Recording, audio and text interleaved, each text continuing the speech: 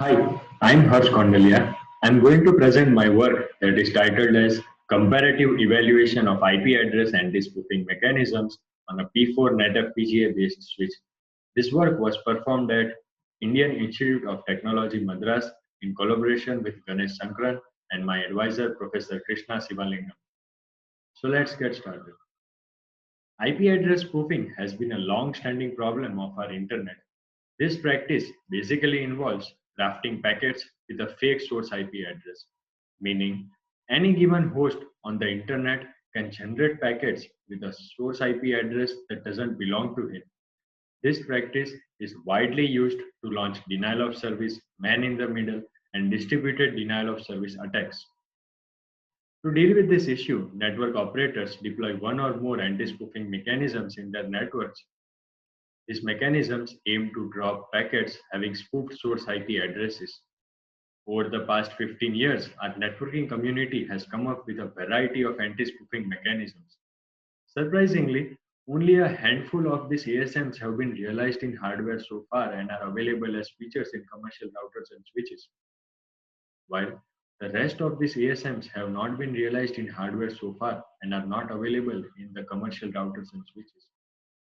These ASMs have never got chance to be deployed in the real networks.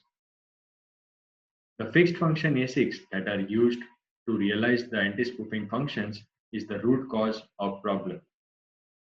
These ASICs, once fabricated, cannot be altered. Consequently, we need to change hardware whenever we want to deploy a new ASM. It takes 4 to 5 years to add a new feature to switch ASIC. So, a new ASM can be deployed in real networks only after 4 to 5 years. Such limitations impede the deployment of new ASMs in real networks. Already, the network operators lack motivation to deploy ASMs in their network because they do not get much direct benefit out of it. In this situation, if fixed function ASICs impose such limitation, then network operators will never be willing to go for a change and the new ASMs will never get deployed in real networks. This leads us to the motivation for our work, which is to demonstrate the feasibility of realizing ASMs on a programmable hardware platform using P4 language. Unlike the fixed function hardware, programmable hardware allows us to change its packet processing behavior in the field. P4 is a high-level target-independent data plane programming language which allows us to easily write code to program the data plane without worrying about hardware-specific details.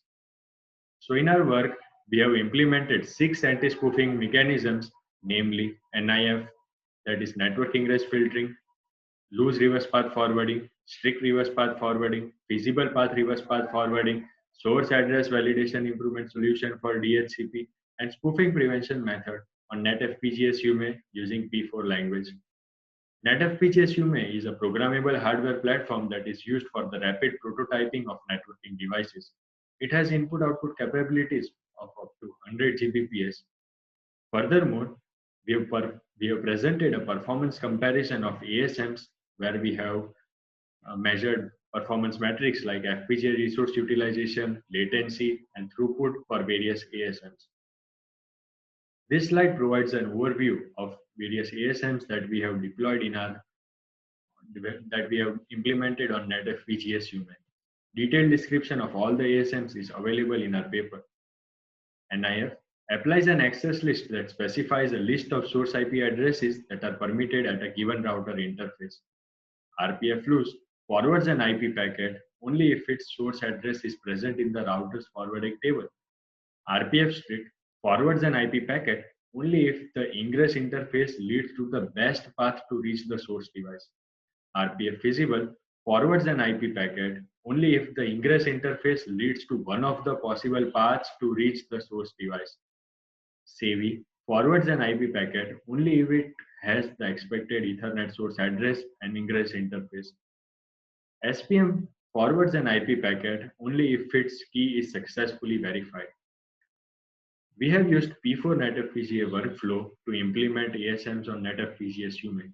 This workflow provides a software environment setup and sequence of steps that compile our P4 program and generate a bit stream that programs NetFPGA Sume.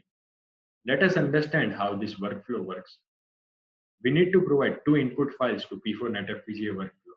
First is a .p4 file that specifies the desired packet processing behavior, and second is a commands.txt file that lists down various table entries for the tables that have been defined in our .p4 file.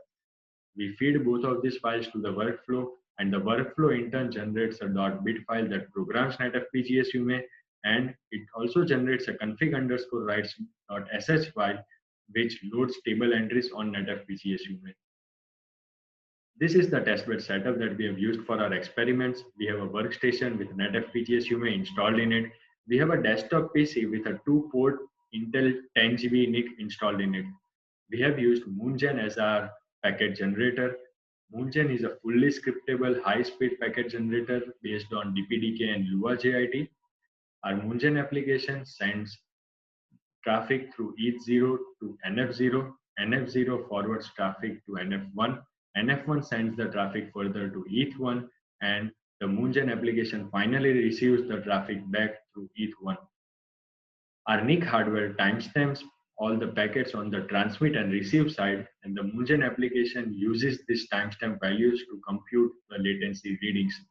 Similarly, NIC hardware also has various counters available which are used by Moongen application to compute the throughput readings. Let us see the performance comparison of ASMs in terms of FPGA resource utilization. The table displayed on this slide shows the resource utilization for various ASMs and the two baseline schemes. The key trends that we observed were SPM utilizes the highest percentage of FPGA resources among all ASMs deployed at the network layer. It utilizes 1.03% to 3.28% more FPGA resources than the layer 3 baseline scheme. NIF and RPF strict utilize the same percentage of FPGA resources, but RPF strict is a more effective ASM than NIF. SEVI is the only ASM implemented at the data link layer. It utilizes 0.84% to 3.3% more FPGA resources than the layer 2 baseline scheme. Let us see the performance comparison of ASMs in terms of latency. The bar chart shown on this slide shows latency readings for all the ASMs and the baseline implementations. We observed that SPM incurs highest latency, that is about 22.24 microseconds among all the ASMs that are implemented at layer 3.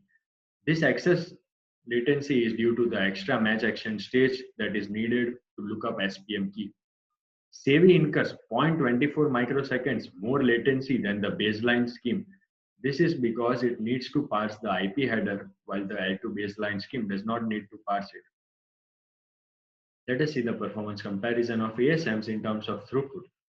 The bar chart shown here lists the throughput readings for all the ASMs and the baseline implementations.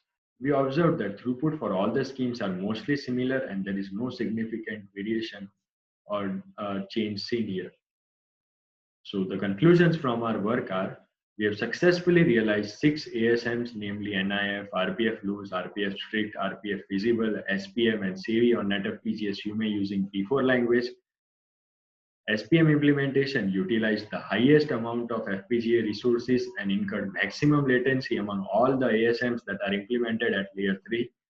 SEVI is the only ASM that is implemented at layer 2. It utilized 0.84% to 3.3% more FPGA resources and incurred 0.24 microseconds more latency than the baseline scheme. So thank you very much for your attention. I really look forward for your suggestions and comments for our work. Also, all the source code for our work is made available on GitHub at the link shown on this slide. You can use it to reproduce our work. Once again, thank you.